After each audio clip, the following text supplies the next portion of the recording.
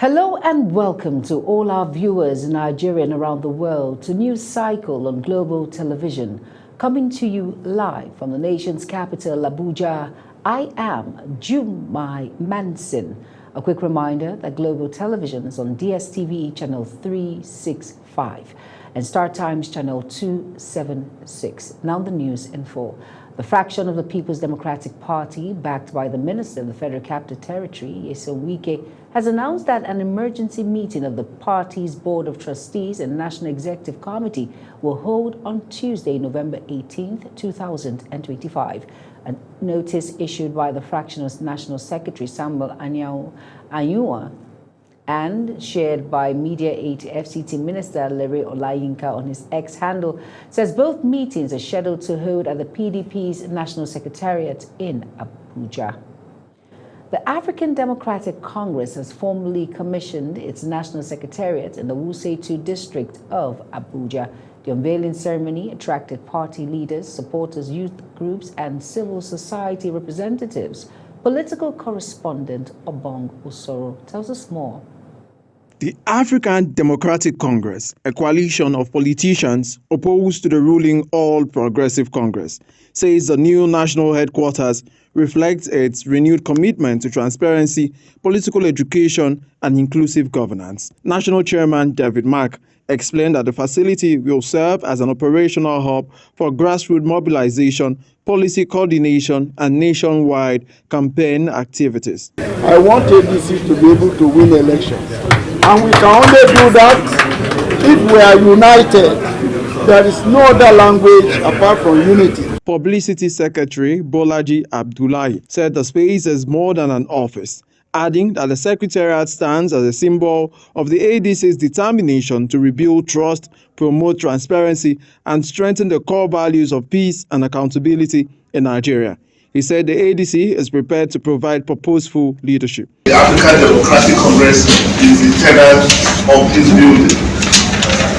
The national chairman, David Mark, further emphasized that AADC is repositioning itself to offer Nigerians a credible political alternative rooted in integrity, citizen participation, and issue-driven politics. This ADC is a historic charge of necessity inspired by people's desire for good governance and service to the people. The African Democratic Congress also used the commissioning to call on the Independent National Electoral Commission to intensify electoral reforms that promote transparency, inclusiveness, and voter confidence ahead of future polls.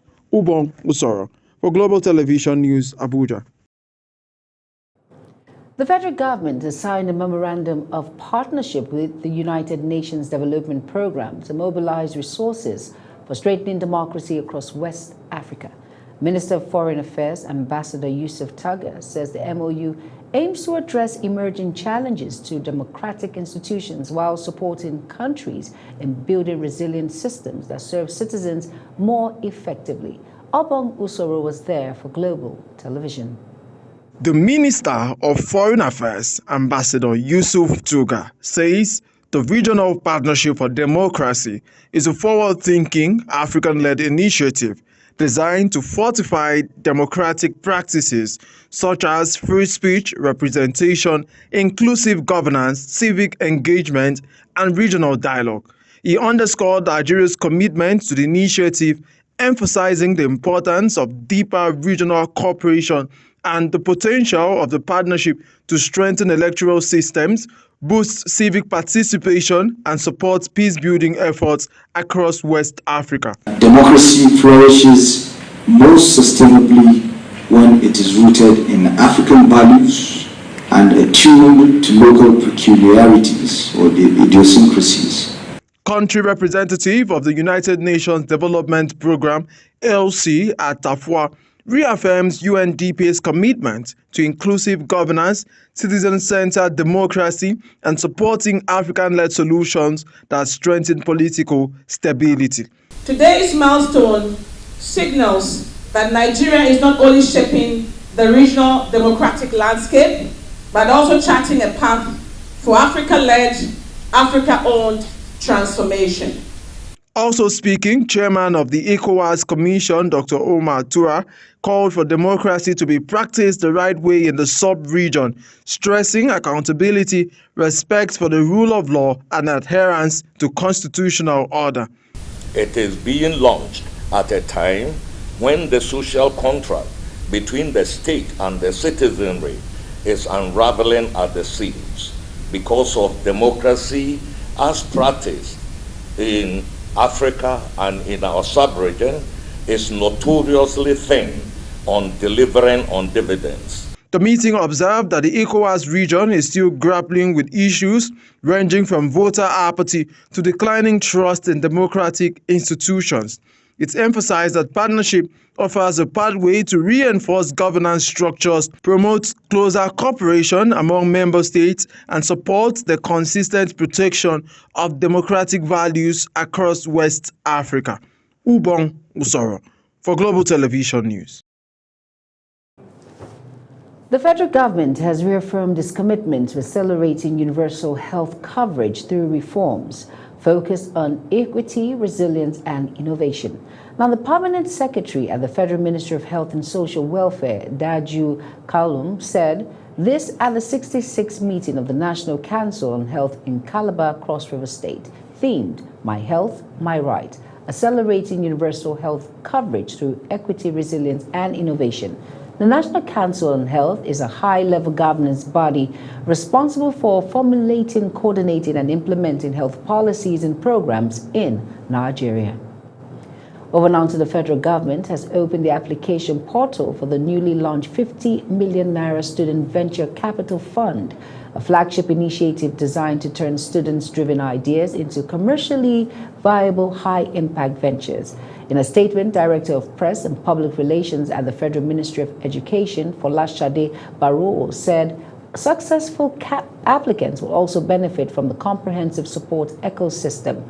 Barrow said the program includes expert mentorship from seasoned entrepreneurs and industry leaders, as well as full access to tools, platforms, and resources required to develop and scale their startups. The Federal High Court says it will commence its Christmas vacation on December 19th. The Federal High Court's Director of Information, Dr. Catherine Christopher, in a statement in Abuja, said court sittings will resume in all judicial divisions on January 7th, 2026. The Director of Information also stated that this is in accordance with a circular duly signed by the Chief Judge, Justice John Soho. Federal civil servants have called on the federal government to urgently clear the outstanding 3 months of their 35,000 naira wage award, citing the rising cost of living and critical role the arrears play in alleviating financial pressures. The wage award, negotiated with labor unions in 2023, was intended as a temporary caution to ease workers' burdens during the government's ongoing economic reforms. At the time, labor unions had threatened nationwide strikes if their demands for improved compensation and cost of living adjustments were not met. Now, on the National Youth Service Corps, NYSC has released the deployment details for its 2025 Batch C prospective Corps members. The scheme announced this via its official X handle, confirming that call-up letters are now available, adding that some prospective Corps members posted to Lagos and the Federal Capital Territory have been assigned to undergo their orientation in neighboring states. NYSC noted that some prospective Corps members deployed to Lagos have their orientation course in Ekiti, Kwara, Ondo, Ogun, and Osun camps, while some deployed to the FCT will be in Kaduna, Niger, and Nasarawa camps. Across Nigeria, a growing wave of artificial intelligence-generated videos is fueling a new kind of online fraud, from fake celebrity endorsements to fabricated investment adverts. Scammers are now using AI-generated videos to deceive unsuspecting Nigerians. Global Television's Priscilla Obasi examines this growing trend. The report.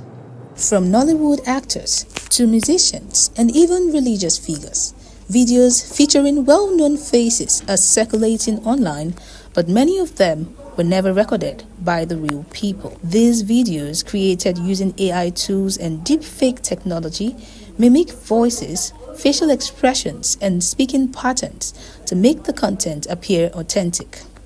The goal is to trick Nigerians into clicking, investing, or paying into fraudulent schemes. Many celebrities have taken to their Instagram and X to warn their followers, repeatedly debunking fake endorsements and investment adverts created in their names. Cybersecurity experts say the trend is rising, fueled by cheap AI apps that allow scammers to generate convincing clips within minutes. The videos often promote quick investment, fake cryptocurrency schemes, loan apps, or miracle health cures, all designed to exploit trust in familiar public figures. Regulators are also raising concern. According to digital analysts, AI-generated scams are harder to track because the content often disappears quickly, resurfacing under different accounts and pages across social media. Beyond financial losses, experts warn that deepfake technology poses a growing risk to reputation, politics, and national security. As Nigeria continues to embrace digital innovation, stakeholders say public awareness, verification culture, and a stronger cyber laws remains the best against AI-driven deception. Priscilla Obasi, Global Television News. You are watching the live broadcast of News Cycle. When News Cycle returns, President Trump says United States may open talks with Venezuela's Maduro. Details coming shortly, plus business and sports stories on the other side of this break. Please stay with us.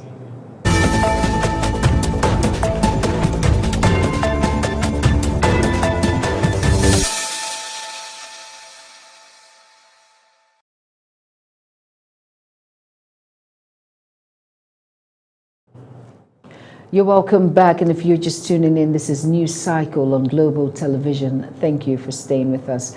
In business now, the National Bureau of Statistics says Nigeria's headline inflation rate has dropped to 16.05% in October 2025.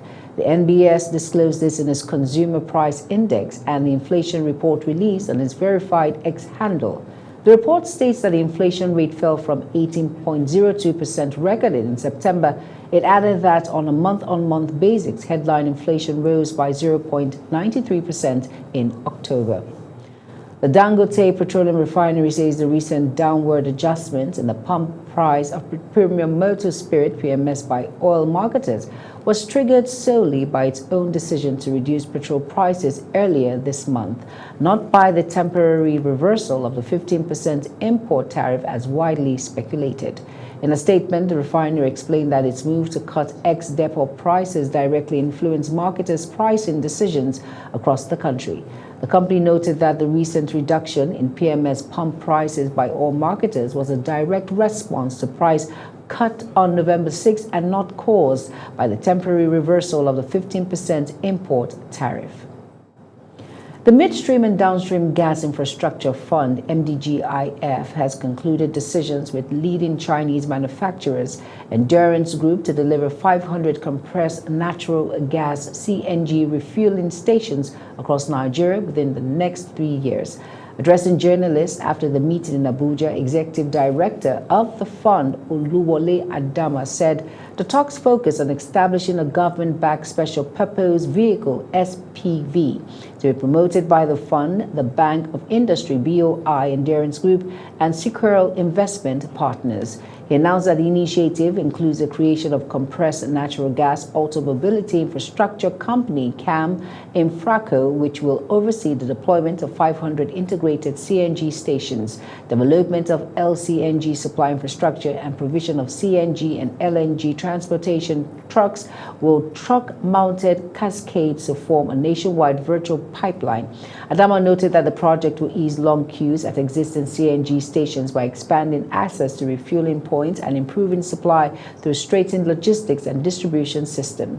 Senior Special Advisor to the President on Special Duties and Domestic Affairs, Oluwatosin Sabir, said the project aligns with President Bola Ahmed Tinubu's drive to enhance energy security by deepening the use of auto CNG and reducing resilience on petrol and diesel, particularly in the transport sector. Chief Executive Officer of Endurance Group, Eric Lean, explained that SBV aims to build a nationwide CNG refueling maintenance and logistic ecosystem by leasing CNG equipment to certified operators and ensuring reliable gas supply through a world-class virtual pipeline network. And on the foreign news now, officials from the United Nations Refugee Agency, World Health Organization, and United Nations Main Action Service have delivered stark warning over the deteriorating situation in Sudan. The military and rival paramilitary Rapid Support Forces, or RSF, went to war in 2023. When tensions erupted between them, the army and RSF are former allies that were supposed to oversee a domestic democratic transition after 2019 uprising. The fighting has killed at least 40,000 people, according to the World Health Organization, and displaced 12 million others. Let's quickly go on a very quick break. News cycle continues shortly. Stay tuned.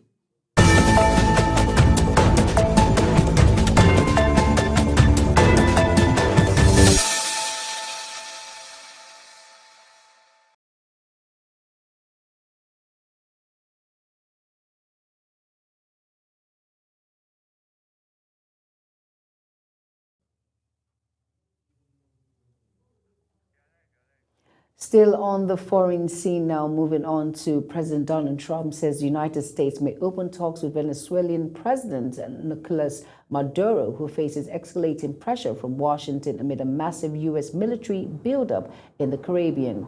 Zahra Nasser has details.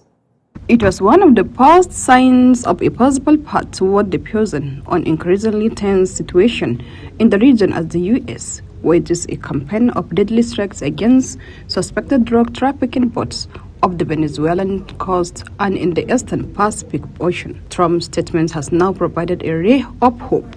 And we may be having some discussions with Maduro, and we'll see how that turns out.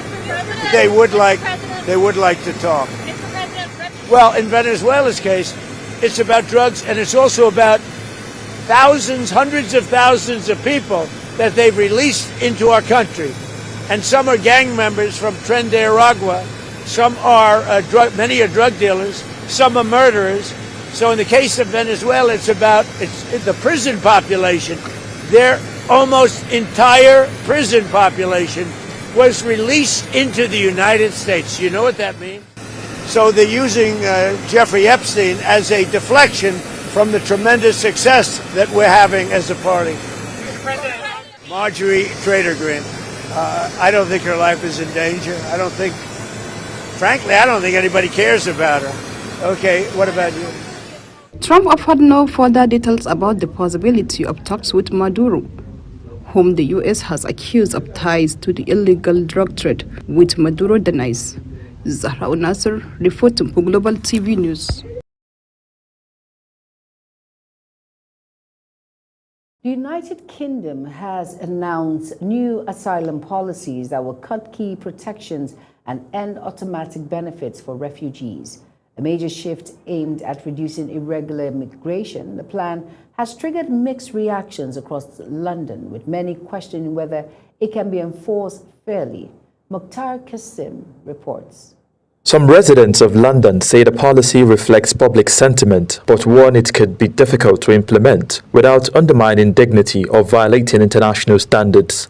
Others doubt that the United Kingdom has the capacity or resources to return rejected asylum seekers, especially with the rising costs nationwide. So I think it's a fair reflection of what British people want out of an execution.